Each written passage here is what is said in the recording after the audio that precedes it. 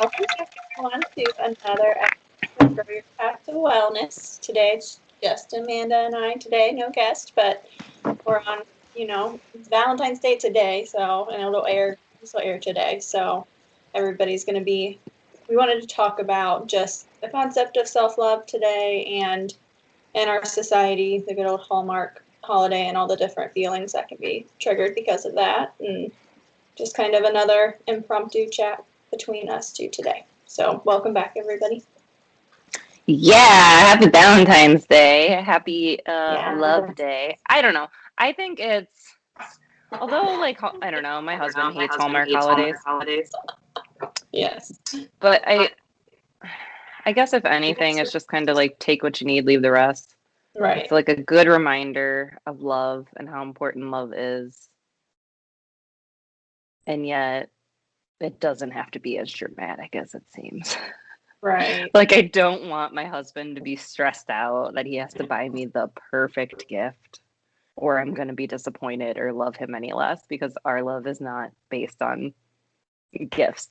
You know, like, gift giving is a great love language, but that's not everything that encompasses our relationship. Right.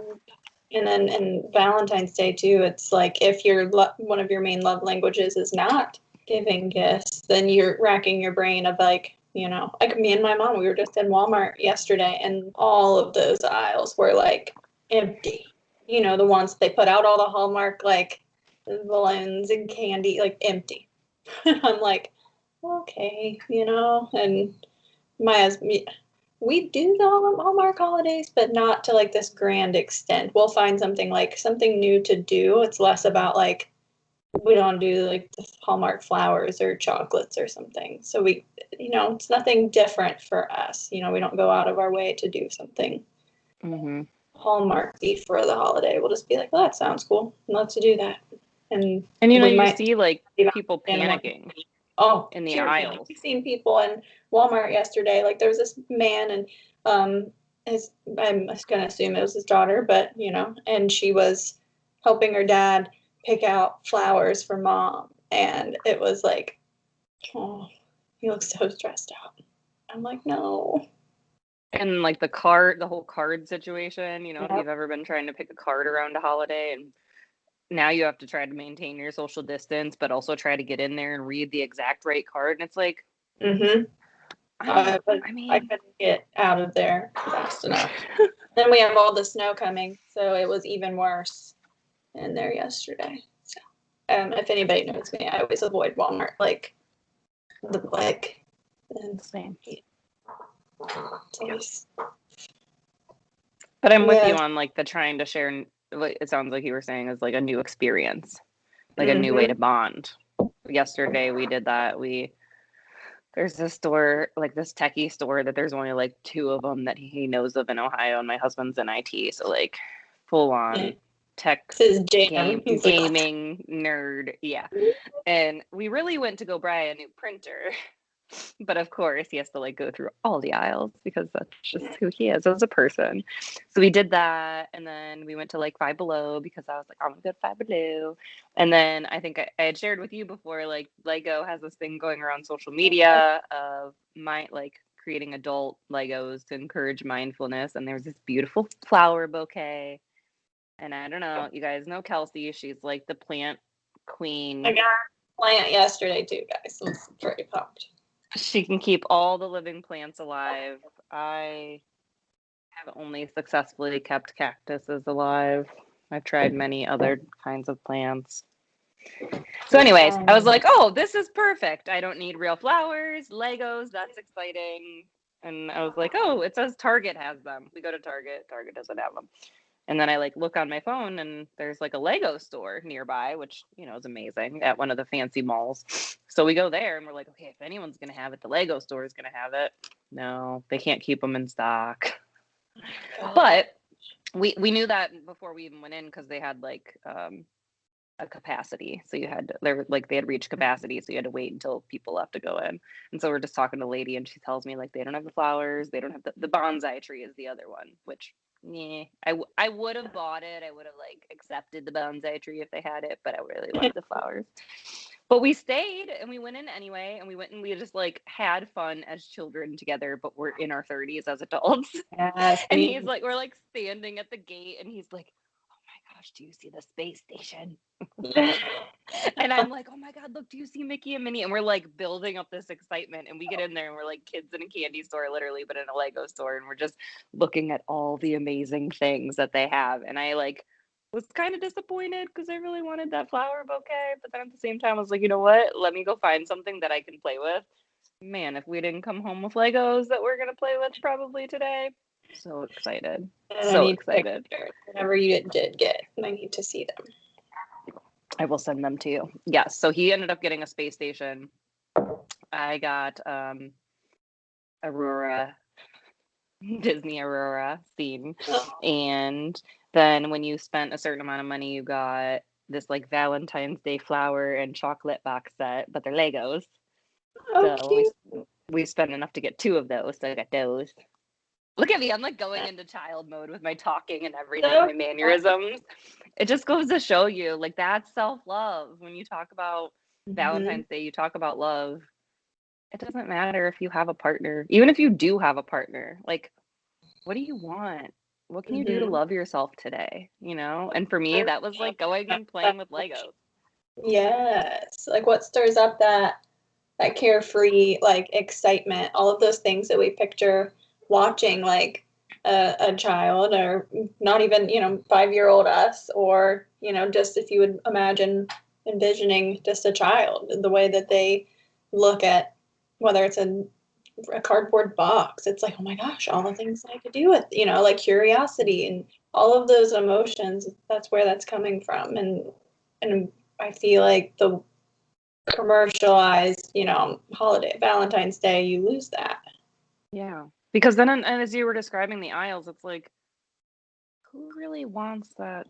It's like pure dread, because obviously they dreaded it, or like, I mean, everybody has their own life, but you see so many people who put it off going, and they're getting something last minute. You can tell it's like not something that's bringing them joy. It's like an obligation. An obligation, 100%. Yeah, and who really wants those like kitschy, put together Valentine's Day stuffed? Like, how many stuffed animals can you really have with a coffee mug and some chocolates inside? Like, yep. No, let's like, and I think that's the important thing too, is if you're with a partner, knowing them truly and saying, okay, it's Valentine's Day, I love them, I want to honor them. What can I do that will truly like connect us, flourish our love? What's the word I'm trying to say? Nourish our love. Yeah, grow our love, foster our love, rather than just like, I feel obligated to get my partner this because I have someone to be with. And and then if you're by yourself, again, it doesn't have to turn into like a depression. Your feelings are valid, that you would wish you might want to be with a partner, and at the same time, it doesn't mean that you can't celebrate yourself and love yourself that day. Like, I know my one friend has taken her daughter out for Valentine's Day breakfast so they can be each other's Valentines. And if you have pets, right, like, love on them today. If you have plants, go love on your plants today. I seen the plant and I was like, well, gonna show myself love today. Got one of the plants I've always wanted. I'm like walking the clothes. I'm so excited with this plant. What kind did you get? I have no idea what they are. It's called a calathea. That's like, it's really not. That's what Brad said. Like, until I brought it home, he was like, he was waiting to like need to help me to, not to carry it, but like he was like, he thought it was big and I had other bags, and he was like coming out to help me, and I just had it in a little Walmart bag. It was just in the little, where you put a child in the cart. I just had it sitting up there. Like, it's really not that big. That's hilarious. He said the same thing. I think the leaves maybe looked big. The angle, it must have looked huge. It it's did. Just a little pot. I don't know, regular. But yeah, she's. Is that going to be at home, or are you taking it to your office? I decided yet. It likes low light, so I'll probably switch it out with one and keep it at home, because my office has tons of light. But I seen it, and I seen the plant aisle, and remember we've talked about TikTok before when we've done these just me and you chats, but I heard on TikTok that Lowe's had all of their, like, a good assortment of house plants out right now. So I told my mom, I was like, I'm gonna I'm gonna check that out. She's like, okay. And then we both went over there and I was like, oh. I felt like the joy and the excitement, and I was so curious, and I needed to go through all the aisles. I feel like I have so much love to share. Oh, this is the plant I'm going to give it to. Yay. So, You're adorable. I got, my husband, like I said, we do it just, something we would enjoy, like you said, to do together. And then my mom and other family members, we always, it looks different, but, show one another love too. Not just about partners and everybody's culture and family looks different. Yeah, we always send like a group text between me and my mom and my brother. We always send like little gifts, or GIFs or whatever they're called. Like little happy Valentine's Day GIFs and stuff like that to each other. And my group of like friends that we stay connected with, we all do that. Like this coffee my friend sent me this morning, which I just thought was adorable.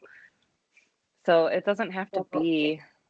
And again, at the same time, like if Valentine's Day just puts you in a funk and you don't want to participate, stay home in your jammies, cuddle under a blanket, and Netflix and chill all day. But listen to your body, right? Like if your body says, I want to go buy myself a coffee, go do it, right? You don't have to have a partner to do those things for you. And I'd say what we know is that you'll be most ready for a relationship and to exchange healthy love when you love yourself first. Yes. And knowing I had a whole conversation with a client, probably a couple weeks ago now, but this individual was really struggling with a breakup and, which is, like we said earlier, 100% valid. But whenever I asked her, have you ever, what would it look like to use your own love languages, but, towards yourself? And she was kind of like, I don't know. I was like, it's okay to not know. I said, let's talk about it. And then we did a couple things in between the next couple sessions where she did those things, even if it was something small, like buying yourself a coffee, or if it is words of affirmation, doing some kind of journaling or affirmations, or, all kind. We think that, especially if we go through a breakup, it can trigger, then Valentine's Day becomes triggering, or we see things that reminds us of that person, and those are valid, but we often lose ourselves in that. It doesn't have to be hopeless. And have beliefs, like that we're not lovable, or we are, we're not worthy of this or that, and it feels very real, but it's not true, but it feels true. Feelings aren't facts. No. I always say your feelings are valid, yet they're not facts. So don't get stuck there, because they can very quickly convince you that they're real. If you stay there too long. Yeah. I think that's a good point too, is like thinking, even if you are in a relationship, you don't want to be always looking at your partner to fulfill you. Nope. You have to be able to do those things too. Rude. I'm recording a podcast, sir. Sam? Yeah, Sammy and Biscuits are both waiting at the door. Did you hear your daddy come home? Oh. I know. Okay. This is my love language, is dog love. You did say hi. Hi, Sam. Everybody today. Mine's still back there just snoring away, per usual. And maybe, like part of I know it's a little different with COVID, everything you have to kind of pivot, but however you can, maybe you go to a shelter today if you're single, or if you're with a partner and you love on those babies that don't have the opportunity to be loved on every day, spread your love. Yes.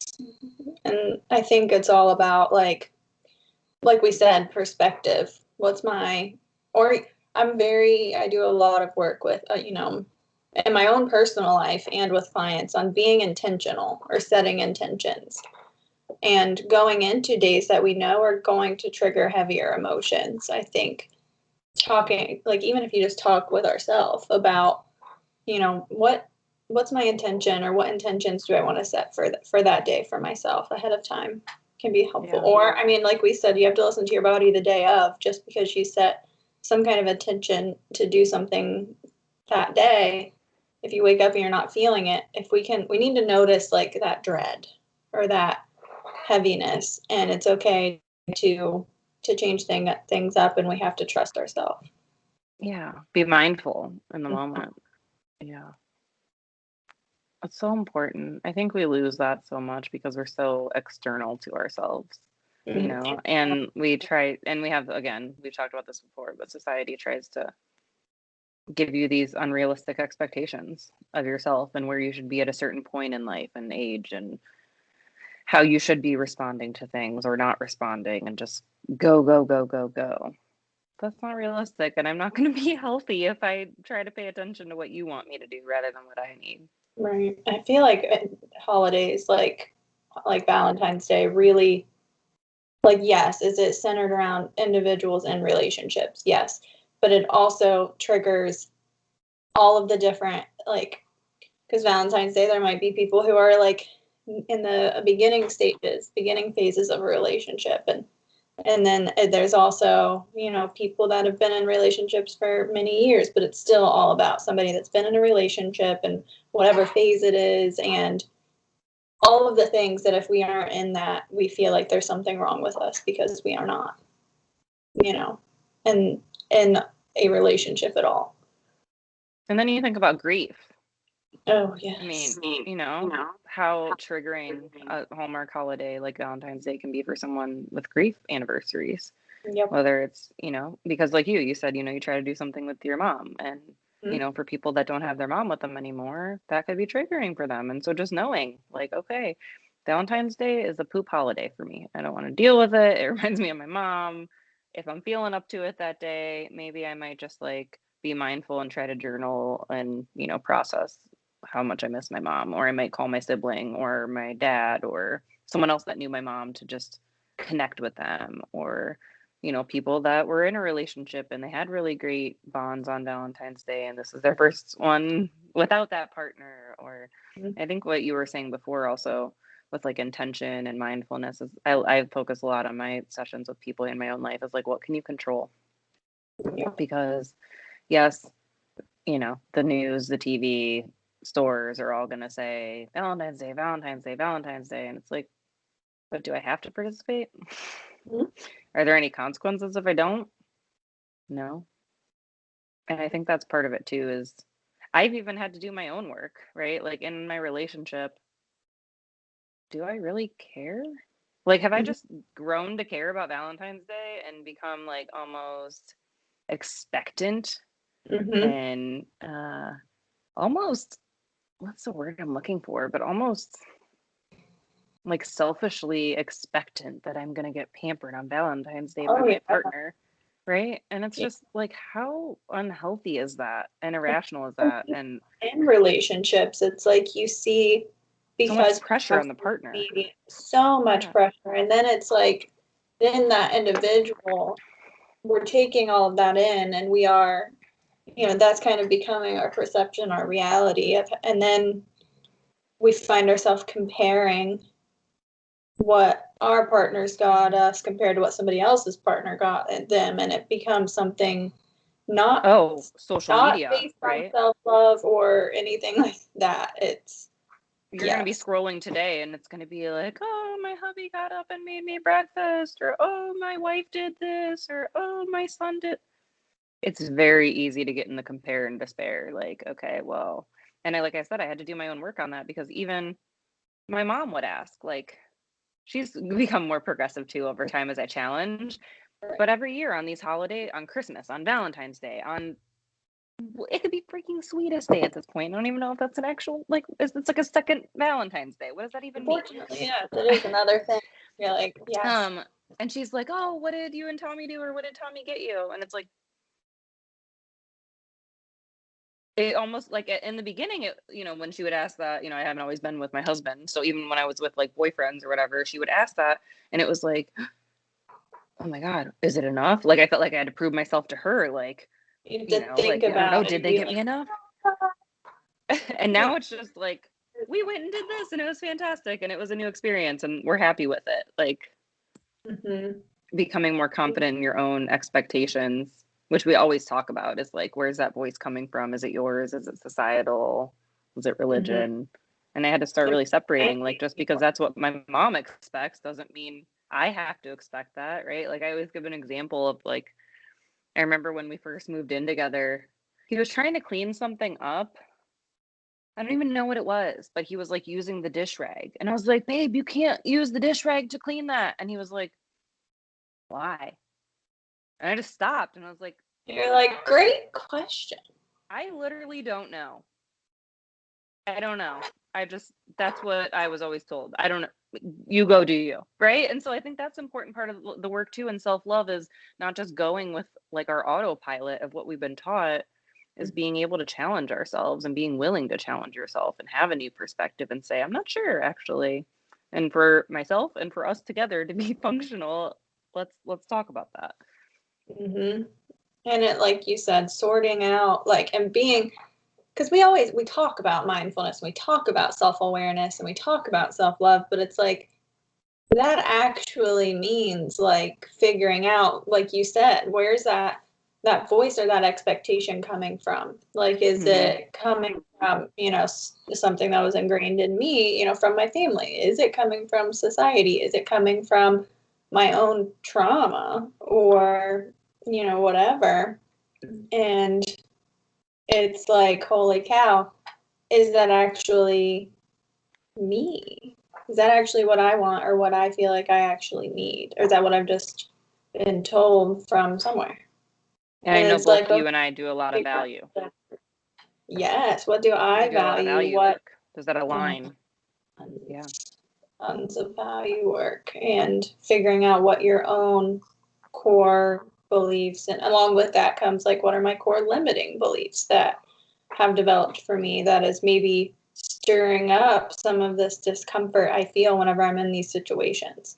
Like, if you pay attention to, there's a holiday that is rougher for us, a lot of times there could be a limiting belief about ourselves underneath that too. Or like, it can be genuine grief and loss, or it's just so many different things, but we don't pay attention to like what it actually is and how do I show myself love to heal that. It's just, I feel it and I'm gonna bathe in it. We don't accept it as fact. Yeah. The other thing I think is important for us to touch on too is like self-care. Because when I talk to my clients about self-care, they can come up with pretty basic stuff sometimes. Or they're like, I don't know, can you give me some examples? And the examples they give me are like, I try to take a bubble bath. Or I did a face mask. Or like, I don't know, just like super like pampering beauty things I often get. Or I don't know. And so I think I love talking about self-care. Yourself to engage in self-care. Yeah, people don't understand how multidimensional self-care can really be. So like, Kelsi, just rattle off what comes to mind for you when you think of self-care, like with your clients, or like examples that they do for themselves or you do for yourself. Yeah, like genuine like examples I do for myself. Probably a lot of time with my plants and reading. Reading is a big one that I do for a lot of self-care. If I've had a lot of stimulation, I genuinely like to sit and have no plans. And I don't mean that in like a treating way. Like, I will just have a day to be at home with no expectations, nothing laid out to do for myself. I like to genuinely clean for self-care. My environment being in a way that makes me feel cared for. As weird as that sounds, it makes me feel more relaxed, and it gives me that feeling. Like, people go and seek for like a face mask. It's like, okay, this is stuff that maybe I have been neglecting because I've been so busy and not engaging in my self-care. And so that's a big one. Or just literally taking my dog out in our side yard in the snow. We don't do it as much, but when it's nice out, going on a hike or a walk with my dog just in the woods. Yeah. You don't even need to be on a leash out where we live. We just go. I'll sit by the creek and we'll go and we'll walk in the woods. That's huge for me. The mindfulness part of it is even if I don't intentionally like go to a trail and go for a walk, because I have to like drive to a trail here. I don't have one in my backyard. It might just be like me standing on the porch as I let the dogs out and just noticing how peaceful and quiet and like soundproofing the snow is. Like how quiet it is out there, and like noticing everything, right? Like the five senses we talk about. So like right when you walk out onto the back porch, there's snow on the porch obviously, but right when you walk out there's ice. Yeah. And just like looking up to notice, oh, there's icicles up there. Wow, those are beautiful. Like just noting and paying attention to my environment. Breathing. I do breathing so much. Thank God for my Apple Watch, because it reminds me often that you should be breathing, because I often get caught up in whatever task I'm doing and I literally hold my breath. Yes, and I don't even notice I'm doing it. But even just for sleep or when I'm feeling overwhelmed, I like to do like my 4-7-8 vagus nerve breathing often. Self-talk and affirmations are huge for me with my chronic pain and, depression. I do stretching at night, but anything it's a genuine self-care for me to go to a yoga class that is held under like in downstairs where my office is, and I go to my local gym at least a couple times a week too, because of how I know it makes me feel for myself. I don't do it for anybody else. I don't do it with any kind of expectation in mind. I just go because I know how it makes me feel, like the stuff we're talking about. Yeah, for me it's mindful movement, so like using my watch to be like, and I like that I love my Apple Watch. It keeps me going. It's like, oh, like stand up like at 10 till every hour. And some days I really try to intentionally put a workout in. Others days it's like I'm just going to be mindful to move and keep moving as much as I possibly can and not have that pressure on myself. Tapping is a huge self-care thing for me when I'm feeling stressed or I'm in pain or I can't go to sleep. I love to tap. Cuddling with my fur babies and talking to them and having conversations with them. I literally the other night I sat on the floor and read, and then Sunny, my dog, he's just head in my lap and I'm just sitting there reading a book and I'm just sitting on the floor like. Yes. And just like, it's Valentine's Day and I do have a partner. So I have to say part of that is just like hanging out on the couch with my hubby, just watching Netflix, like watching some kind of show and connecting and talking about those things, or going for drives together and just talking about random stuff and having new experiences together too. It doesn't have to be, I think oftentimes we get so caught up in like, oh my gosh, I haven't taken care or done anything for myself in a while. I need a spa day. But that's almost like, there's nothing wrong with a spa day, but have you checked in with yourself on all the other basic things first? How are you talking to yourself? How's your body feel, right? How are your relationships with others? Oh, that was another huge thing. Boundary setting. Boundary setting is probably one of the biggest self-care things for me, because otherwise I will build resentment and frustration. So I set the boundary, effectively communicate. Like I think I talked about like with my mom before. I've had to tell her things like, when you say that, it's kind of not helpful, or actually that doesn't align with how I feel, or right. And she's just come to the point where she accepts it and she's like, okay, I value that and I respect that, and we move on. But if you don't say those things, you build up so much resentment and frustration, and you wonder why you're anxious, or you wonder why you're irritable, or you wonder why you don't want to get up and go to work every day, or there's so much tension in your house, It'd be so, I don't even want to I'm not putting myself down, but I did not see, I don't even know how to word it. Initially I want to say I was awful at that, but like that's like a very self-deprecating, but I never knew what they really looked like. Like we don't know what we don't know, and I was like, why? I had to set a lot of boundaries this past, I don't know, probably the past 2 years. I got pretty good at it. It's one of those things in our field. We talk with our clients and we can recognize and help them recognize those things within their art, like themselves. But then it's like I'm noticing myself, like whenever I'm not at work, or, you know, if I do have off time for self-care, I was not setting boundaries. So then I'm like, I'm doing something that everybody says is supposed to be self-care, but I wasn't getting that feeling or that fulfillment from it because it was things that I didn't want to do. Like, or with, you know, like, even if it's like I genuinely, like, I had so much love in the world for the people, maybe it was going out to eat or something, and I'm like, I just want to stay home because your basic needs weren't met. Yes, like, so then I wouldn't say that. I would just hold on to that, and then here I am that's a very basic example. I've done a lot of deeper kind of boundary setting in my own relationships, but just like as an example, and I would just say yes to everything. Yeah, I'll get off at this time, and yeah, we'll go. Yeah, it's fine. Yeah. Felt awful. We weren't listening to our bodies. No. And me and you talk about Maslow all the time. Yes. Like we're expecting ourselves to do this higher level functioning, right? Like self-actualization and creativity and all these things. But our bodies are screaming like, hey, you haven't eaten anything that didn't have preservatives and things in it for like 2 weeks. Can we maybe eat like a fresh fruit? Yes. Can we have like a veggie? Can we move? Can we move our bodies a little bit? Can we like have a safe environment? Can we not feel like tense all the time in our own home, right? We're trying to escape it. We're like, yeah, I can, if I just go to my friends and we have a date night with ourselves and our friends, that'll fill me right up. Right? Yep.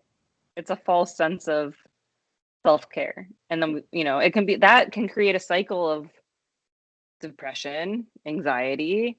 Why bother, right? I feel like whenever we said, self-care, our society has made us kind of view self-care as something we have to earn.